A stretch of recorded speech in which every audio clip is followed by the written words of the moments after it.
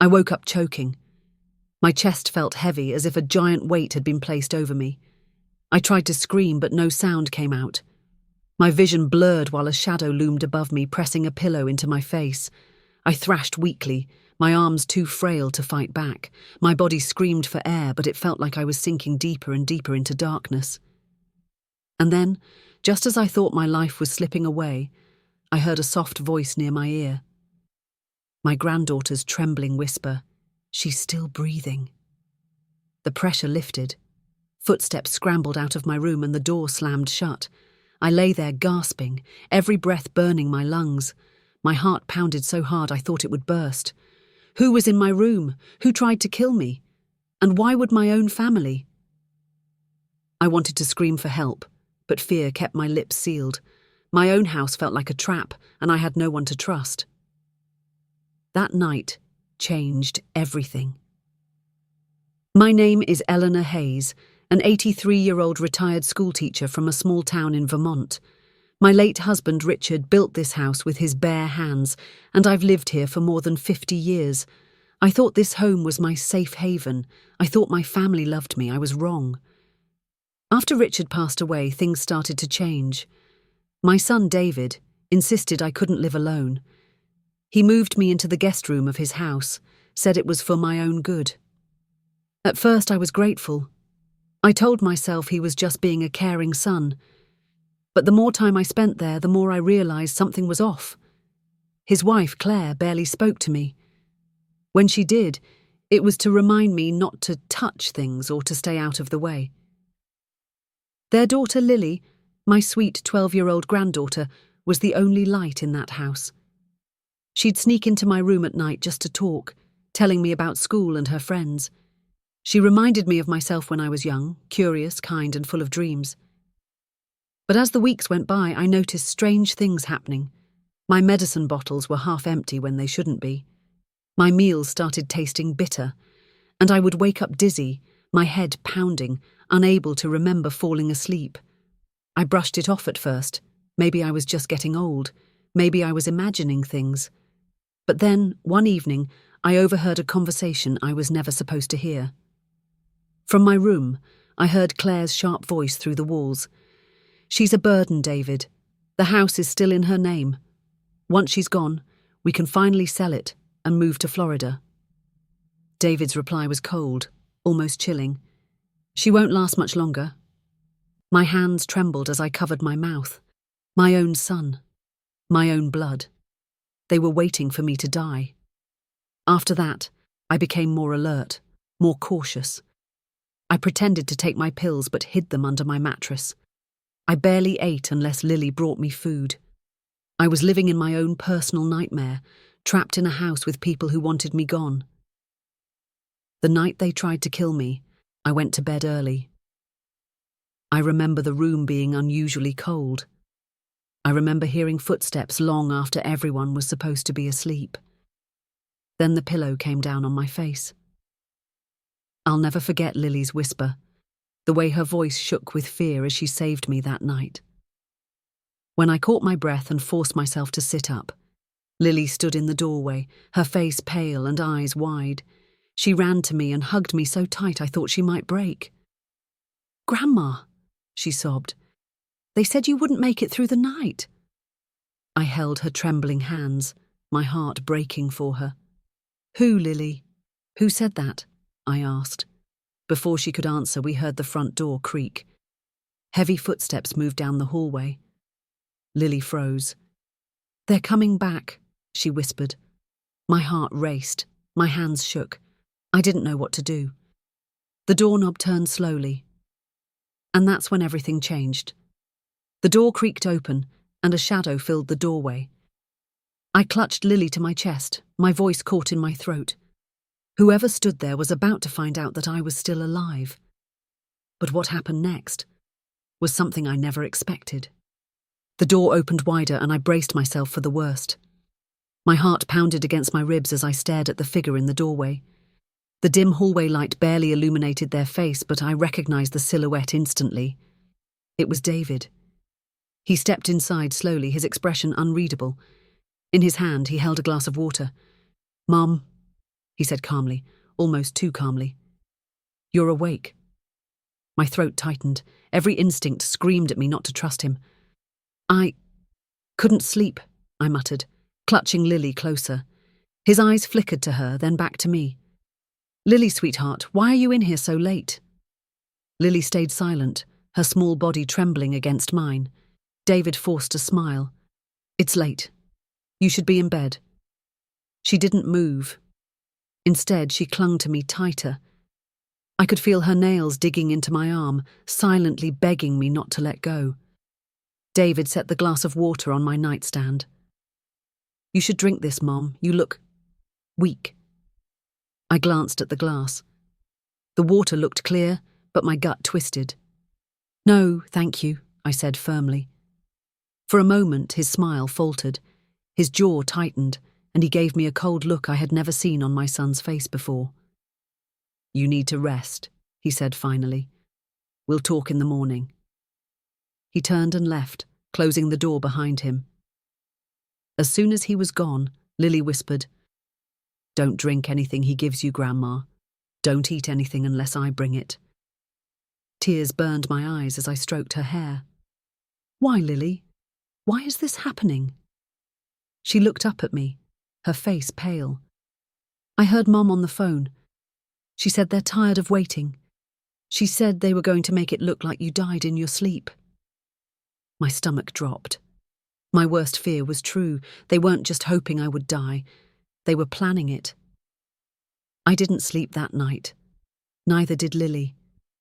We sat there together, listening to the house creak, every sound making my heart jump. By morning, I had made a decision. I wasn't going to wait around to become their victim. The next day, I pretended everything was normal. I smiled at David when he passed me in the kitchen. I thanked Claire when she brought me breakfast, though I didn't touch it.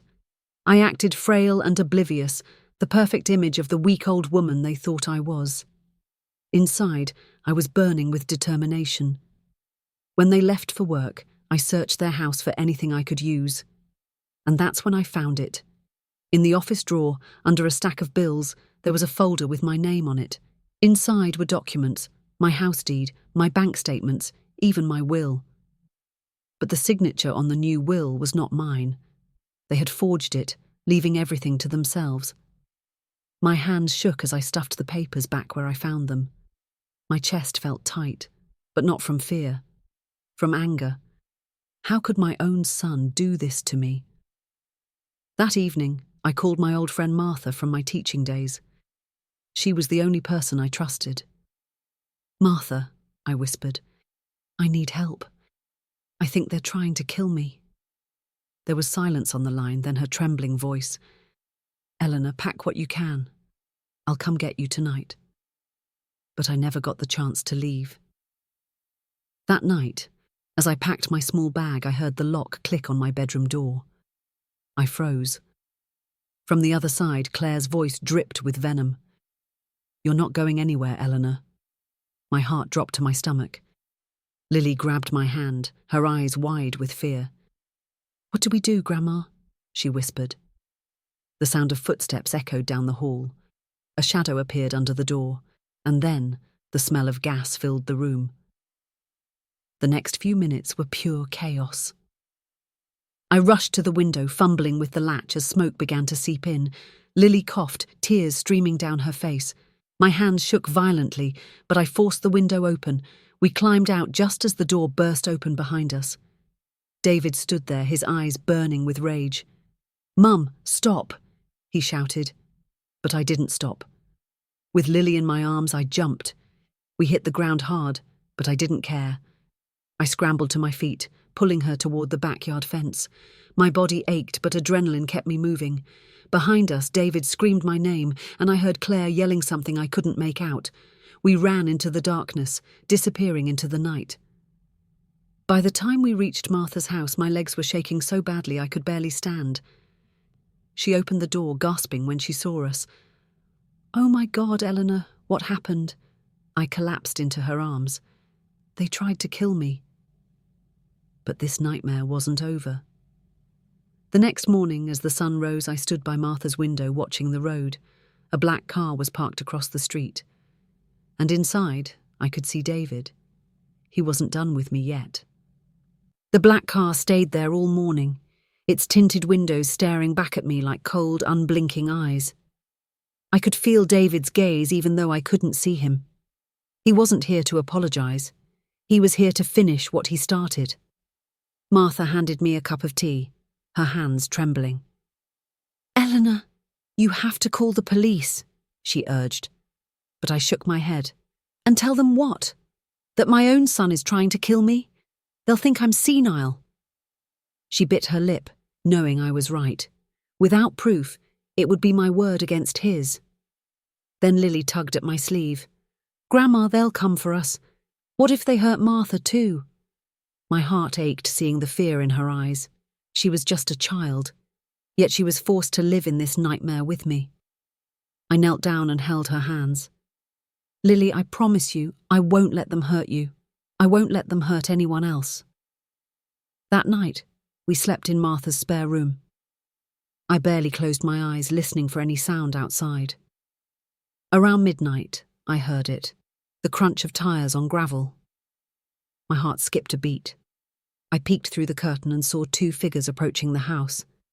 I shook Martha awake. "They're here," I whispered. She grabbed her phone to call 911, but before she could, the power went out. The house plunged into darkness. The front door rattled. Then came a loud bang as if someone was trying to break it down. Martha clutched my arm. "Eleanor, we have to hide."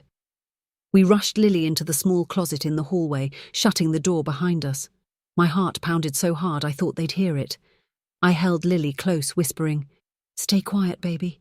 No matter what happens, stay quiet." The front door finally gave way with a crack.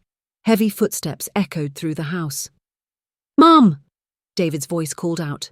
"Come out! You're making this harder than it needs to be." Lily buried her face in my chest, trembling. Another voice, Claire's, hissed, "Check every room. She can't have gone far." I held my breath as the footsteps came closer. The closet door creaked as someone tried the handle. My heart stopped. Then suddenly a siren wailed in the distance. Red and blue lights flashed through the window. The footsteps retreated quickly, and the front door slammed shut. Martha whispered, "The police, Haki." Thank God. We stayed hidden until an officer's voice called out, "Is anyone inside? Police!" When we stepped out, shaking, I expected to feel relief, but my gut twisted when I saw the officers searching the house. David and Claire were gone, like ghosts. The police took our statements, but they didn't seem convinced. "Ma'am," one officer said, "you're accusing your son and daughter-in-law of attempted murder. That's a serious claim. Do you have any evidence?" I looked down, ashamed. "No, not yet." He sighed and gave me a card. "If anything happens, call us immediately." After they left, Martha turned to me.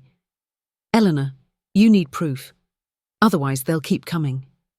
She was right. I couldn't just run forever. I had to fight back. The next day, I started planning. While Martha kept Lily safe, I went back to David's house. I knew it was risky, but I had to find something that could expose them. I waited until they left for work, then slipped inside using the spare key I still had. My hands shook as I searched every room. In their bedroom, I found a hidden safe. I almost gave up, but then I remembered Richard's old trick. Try important dates.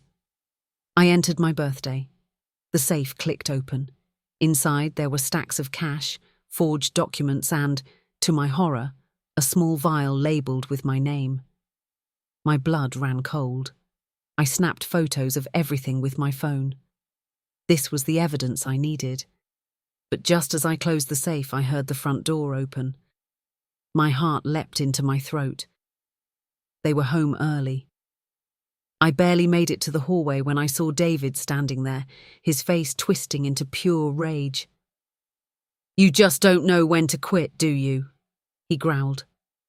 Before I could run, he lunged at me, grabbing my arm so hard it bruised. "You think you can steal from me?" he hissed. "You're not leaving this house alive." I struggled, kicking and screaming. "Let me go, David, you're my son." His eyes were cold. "Not anymore." Suddenly, a voice shouted from behind him, "Let her go!" It was Lily. She had followed me. She stood there, clutching the fireplace poker, her hands shaking but her eyes fierce. David froze. "Touch her again," she warned, "and I'll tell everyone what you did." For a moment, he hesitated. Then he released me, shoving me to the floor. "This isn't over," he spat. I grabbed Lily's hand and we bolted out the door, my heart pounding. When we got back to Martha's, I backed up the photos and called a lawyer. Finally, I had proof. But I knew David wouldn't stop just because I had evidence. That night, as I lay in bed, I couldn't shake the feeling that something worse was coming, and I was right. The next morning, I found a note slipped under Martha's door. In bold letters, it read, "If you go to the police, you'll never see Lily again." My hands shook as I read the note over and over again. The words blurred through my tears. They had crossed the final line, threatening Lily. My chest tightened with both fear and rage. Martha took the note from me, her face pale. "Eleanor, this is serious. We have to call the police right now." I shook my head. "No, if we call them now, they'll know. They'll hurt her before anyone can stop them." Lily stood in the corner, hugging her knees. Her voice was small, almost trembling. "Grandma, are they going to take me away?" I knelt in front of her, holding her face gently. "No, sweetheart. I will never let that happen. They will not win." That day, I started thinking like a woman who had nothing to lose. I had spent 83 years following the rules, believing in goodness, in family. But family had betrayed me. Now I had to play their game, better than they ever could. I called my lawyer, Mr. Patterson, an old friend of Richard's who still respected our family. "I need to change my will immediately," I told him. He hesitated. "Eleanor, are you safe?" "No," I admitted. "But I will be. I need to make sure they get nothing. Not a cent, not a house, not even my name." We arranged to meet secretly at his office that evening. I took every document I had, the photos, the forged will, everything I'd gathered, and hid them in a folder. As night fell, Martha drove me to the office. Lily sat quietly in the back seat, holding my hand the whole way. But halfway there, headlights appeared behind us, blindingly bright. The car followed us closely, almost touching our bumper. Martha's knuckles turned white on the steering wheel. "Eleanor, I think they're following us." My heart raced. "Keep driving. Don't stop." The car stayed on our tail, weaving when we tried to change lanes. Then suddenly, it rammed us from behind. The jolt sent Lily screaming. Martha swerved into a side road, tires screeching. The other car slowed, then sped off into the darkness. We sat there, shaking, trying to catch our breath. "They're not even hiding anymore," Martha whispered. We finally made it to the lawyer's office, and I signed every document stripping David and Claire from my will. Instead, I left everything to Lily and to a trust in her name, protected until she turns 18. Mr. Patterson nodded. "This will hold up in court, Eleanor, but you need to stay safe. Do you want me to call the police?" "Not yet," I said, my voice cold. "I have a plan." When we returned to Martha's house, the front door was ajar. My stomach dropped. "Martha," I whispered, "did you leave it open?" She shook her head. We stepped inside cautiously. The living room was a mess, drawers pulled out, papers scattered everywhere. My folder with the photos was gone. On the kitchen table, another note waited. "You think you're clever. Next time, it's not just a warning." I felt my knees weaken, but anger kept me standing. They thought they could scare me into submission. They thought I would just give up. They were wrong. The next morning, I pretended to be broken. I called David. My voice trembled on purpose. "David, please. Let's talk," I said. There was a pause, then his cold laugh. "Finally giving up, Mom?" "Meet me at the old house tonight," I said. "No police, no lawyers, just us." He agreed without hesitation. He thought he had won. That evening I returned to the house Rich had built, the place where my memories lived. I wore a small recording device hidden under my sweater, and I set up my phone to capture everything. When David arrived, his eyes were full of triumph. Claire stood beside him, smirking. "So, you're finally ready to sign everything over?" he sneered. I looked at him, really looked at him, the boy I raised, the man who became a monster. "You tried to kill me, David, your own mother." His smirk faltered. "Prove it." That's when I pressed the button on the recorder and said loudly, "Tell me, David, why did you put the pillow over my face?" He froze, realizing too late what I was doing. Claire hissed, "David, don't..." But he shouted, "Because you wouldn't just die."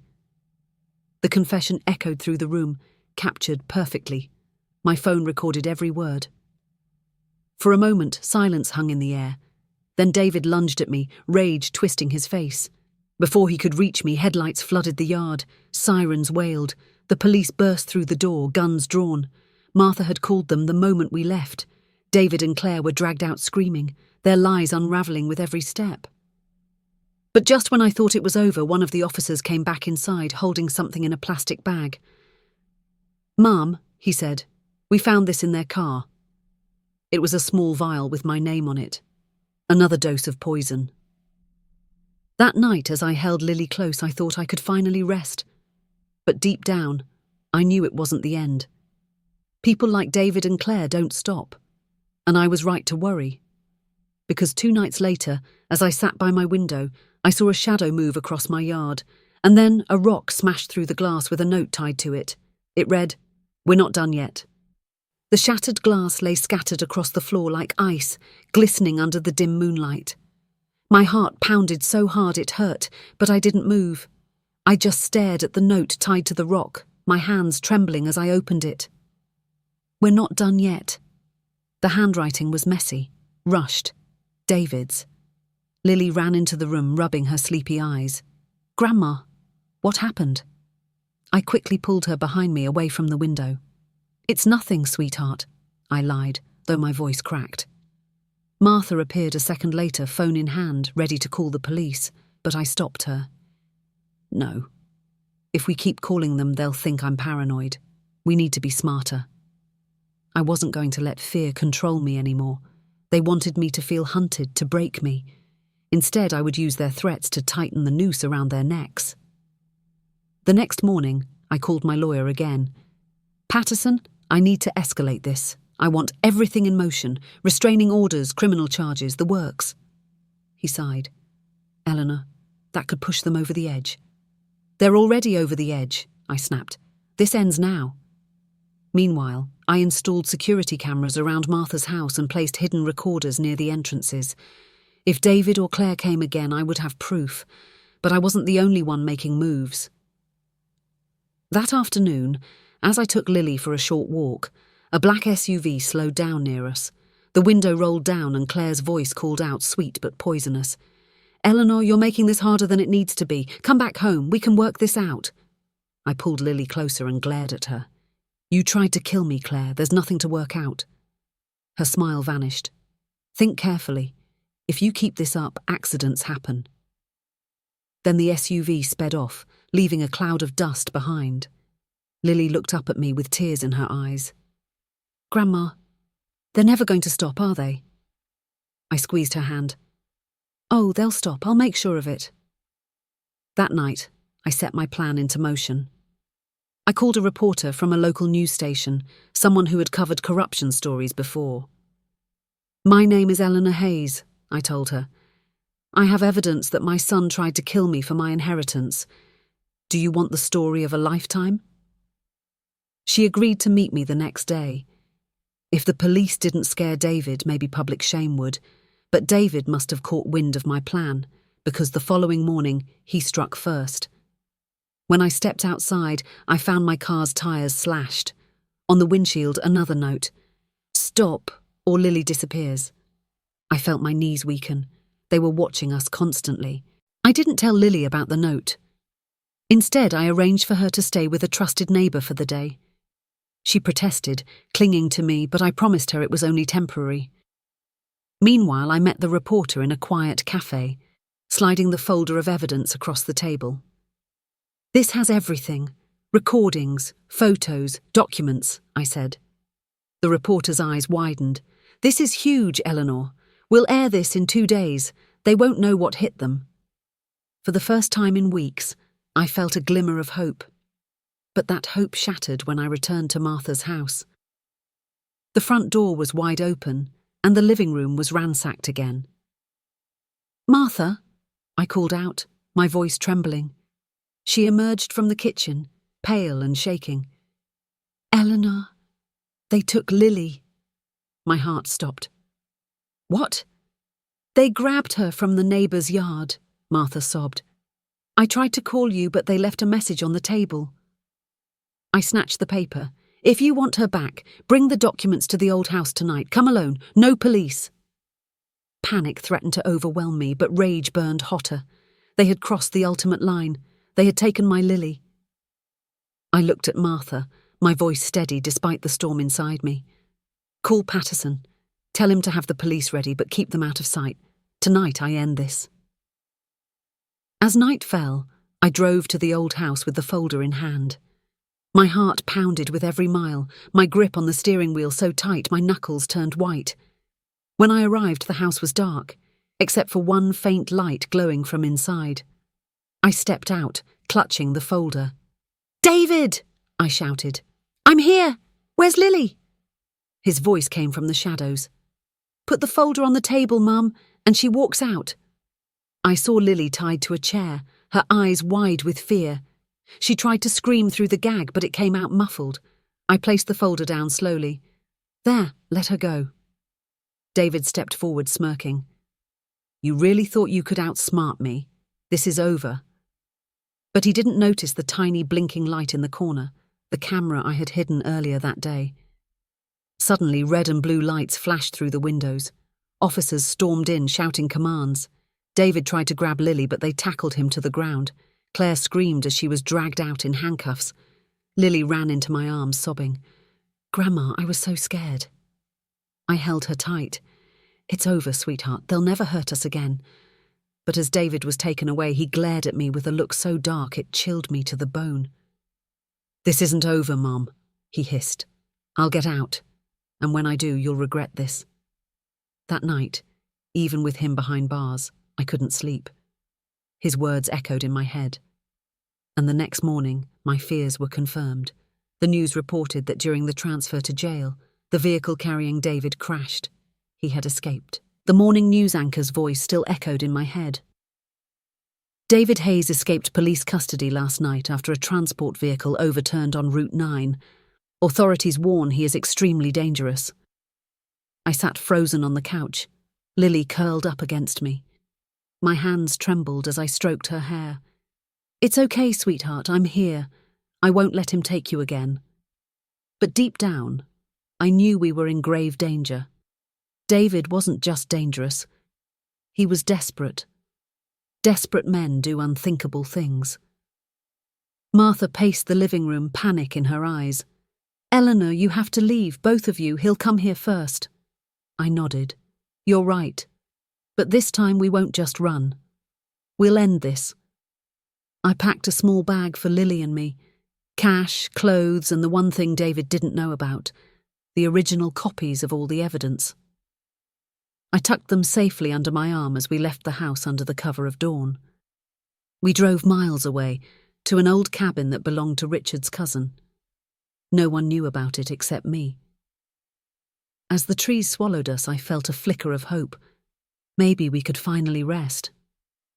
For a few days, it felt almost peaceful. Lily laughed again, playing with the stray cat that wandered near the porch. I cooked simple meals, and Martha stayed close, helping me plan. But on the third night, the peace shattered. Around midnight, I woke to the sound of footsteps on the porch. My heart thudded violently. I slowly reached for the kitchen knife I had kept by my bed. The front door creaked open. I stood in the hallway, knife trembling in my grip, as a shadow moved inside. "David," I said, my voice cold and steady. "You can stop hiding, I know it's you." He stepped into the light, his face twisted with fury and exhaustion. His clothes were torn, his hair dishevelled, but his eyes burned with hatred. "You think you won, Mum?" he spat. "You think you can ruin me?" "You ruined yourself," I said firmly. He lunged toward me, but I sidestepped and slashed at his arm. He screamed in pain but kept coming. I stumbled back, gripping the knife tighter. Then a loud bang filled the air. David froze, his eyes wide. Behind him stood Martha, holding an old shotgun that had hung on the wall for decades. "Step away from her," Martha said, her voice steady. For the first time, David hesitated. He glared at me, breathing heavily. "This isn't over." He backed away slowly, retreating into the night. We called the police immediately, but by the time they arrived, David was gone. Again. "This man is like a ghost," one officer muttered. "We'll issue a manhunt. Stay somewhere safe." I knew hiding forever wasn't an option. This had to end, one way or another. The next day I set my trap. I leaked to the local news that I would be attending a court hearing in town to finalise the charges against David. It was a lie, but it would draw him out. We arranged for undercover officers to surround the courthouse. I carried the evidence with me, making sure David would see it. Sure enough, as we approached the courthouse, I caught sight of him in the crowd, his eyes locked on me like a predator. He started moving closer, weaving through people. My heart raced, but I kept walking, pretending not to see him. Every step felt like a lifetime. When he was just a few feet away, he lunged, and the officers tackled him to the ground. He thrashed and screamed, "You'll pay for this, Mum, you'll pay!" as they dragged him away in cuffs. This time they weren't taking any chances.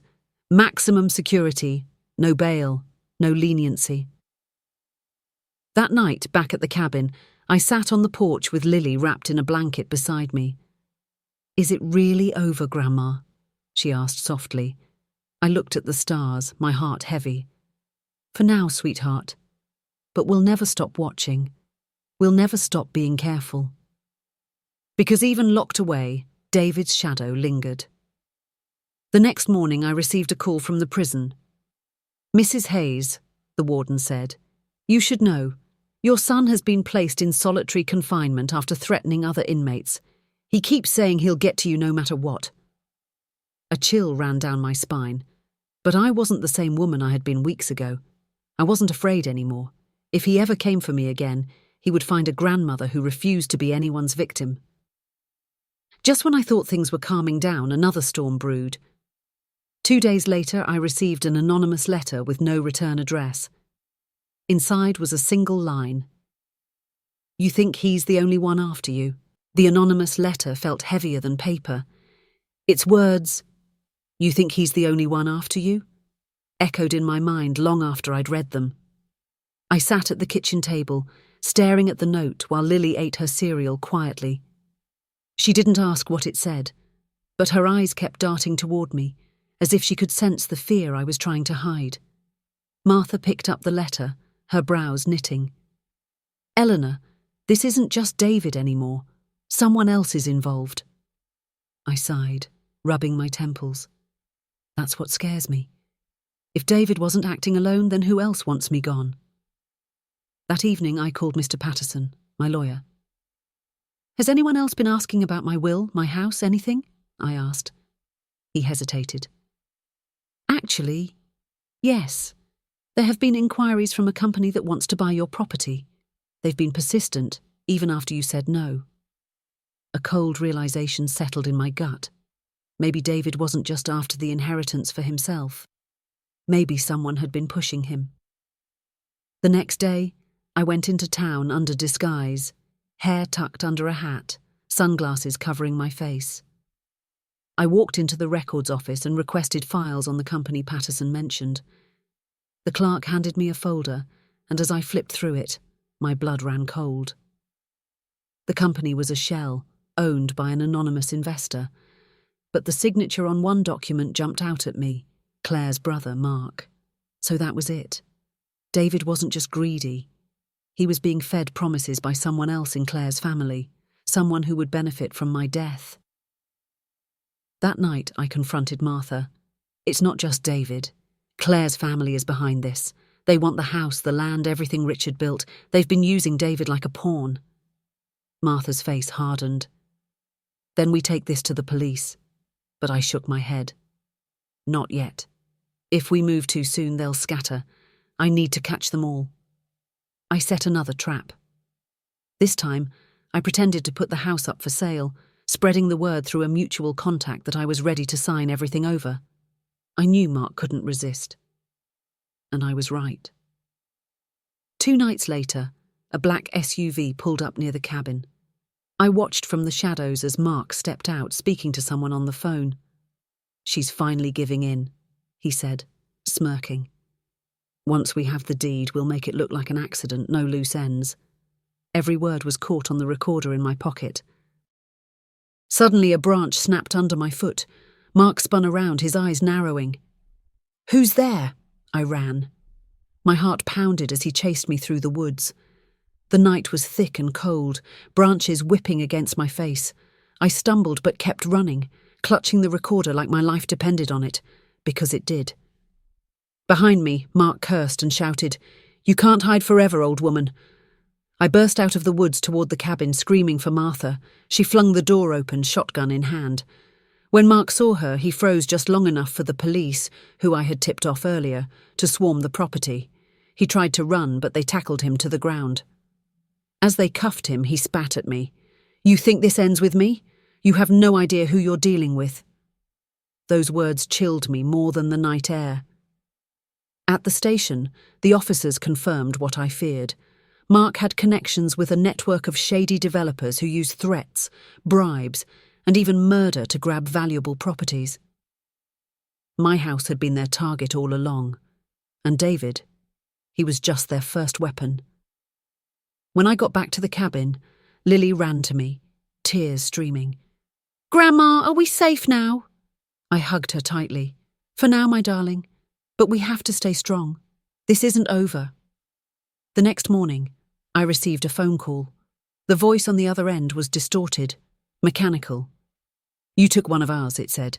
"Now we're coming for you." The line went dead. My blood turned to ice. This was bigger than David, bigger than Mark.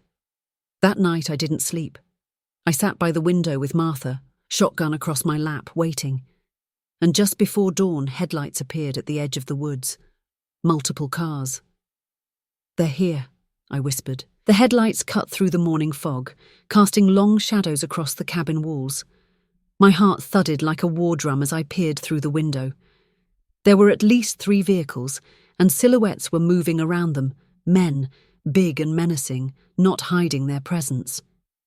Lily stirred from her sleep, her eyes growing wide with fear when she saw the lights. "Grandma, are they back?" she whispered, clutching my arm. I pulled her close, steadying my voice. "Yes, sweetheart. But this time, we're ready." Martha stood beside me, loading the shotgun with trembling hands. "Eleanor, this is it. Whatever happens tonight, we end this." The men approached slowly, circling the cabin like predators. One of them shouted, "Eleanor Hayes, hand over the documents and come out, or we burn this place down with all of you in it." Their threats ignited something fierce inside me. For weeks I had been hunted, terrorized, treated like prey. But not tonight. Tonight I would be the one setting the trap. I grabbed my phone and hit send on the pre-recorded message I had prepared for the police and the reporter. It contained every piece of evidence: Mark's confession, David's threats, the recordings of the developer's involvement. Within seconds, the files were delivered. Then I opened the front door just enough for them to see me. "You want me? Come and take me," I shouted into the cold dawn. The men charged, but as soon as they hit the porch, floodlights burst to life around the cabin. Sirens wailed in the distance, getting closer every second. I had tipped off the authorities about this meeting point, and they were almost here. The attackers hesitated, glancing around nervously. Then one of them lunged forward, but Martha fired a warning shot into the air. The blast echoed like thunder, and they scattered briefly before regrouping. One of them growled, "You think the police will save you? We'll finish this before they get here." But they had underestimated an old woman's resolve. While they tried to force the door, I unleashed the last trick Richard had taught me years ago. I pulled the emergency flare gun from the shelf and fired it at the gas canisters I had strategically placed near the outer wall. Flames roared to life, blocking their path and sending them scrambling back. The chaos bought enough time. Police cars screeched to a halt, officers pouring out with weapons drawn. "Drop your weapons, hands where we can see them." Within minutes, the attackers were on the ground, cuffed and defeated. One officer approached me, nodding with respect. "Ma'am, you just took down a ring we've been chasing for years. You and your evidence blew this case wide open." I felt my knees weaken, not from fear this time, but from the weight of everything lifting at last. Lily ran into my arms, sobbing, "You did it, Grandma. You saved us." I hugged her tight, whispering, "No, sweetheart. We saved each other." Later that morning, as the sun rose over the smouldering remains of the siege, I stood on the porch watching the arrested men being taken away. David was among them, caught trying to slip away through the woods. His face was pale, his eyes hollow. "You'll regret this," he hissed as they shoved him into the police van. I met his gaze with cold steel. "No, David, you'll regret underestimating me." Weeks passed. The trial was swift and brutal. David, Claire, Mark, and the developers all faced heavy sentences for attempted murder, conspiracy, and fraud. The evidence was overwhelming, thanks to every step I took to protect myself and Lily. When the judge sentenced them, I felt no joy, only closure. Months later, life finally began to heal. Martha moved in with us at the cabin. Lily laughed again, her nightmares slowly fading. And I, Eleanor Hayes, once just an old grandmother in the eyes of those who tried to kill me, learned that strength doesn't fade with age. It only gets sharper. I turned my story into something more than survival.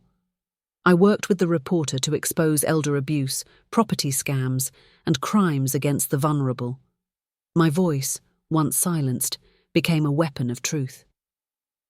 One quiet evening, as Lily and I sat on the porch watching fireflies, she asked, "Grandma, are we safe now?" I smiled softly, brushing her hair back.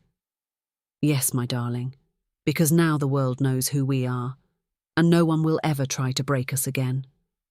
I looked out at the trees, feeling Richard's spirit close by. "They thought they could take everything from me," I whispered, "but they only made me stronger." As the stars lit up the night sky, I closed my eyes and breathed deeply. For the first time in a long time, I felt truly free. If this story touched your heart and showed you that strength has no age limit, like, comment, and subscribe. Tell us, where are you watching from? Your voice matters, and so does your story. Though the courtroom had closed and justice was served on paper, life had a way of reminding me that peace is fragile. A few weeks after the sentencing, I received an anonymous package on the porch of the cabin. Inside was a single photograph, a picture of me and Lily sitting on the porch, taken from the woods. My stomach turned to ice. Martha found me gripping the photo, my knuckles white. "Eleanor, what is it?"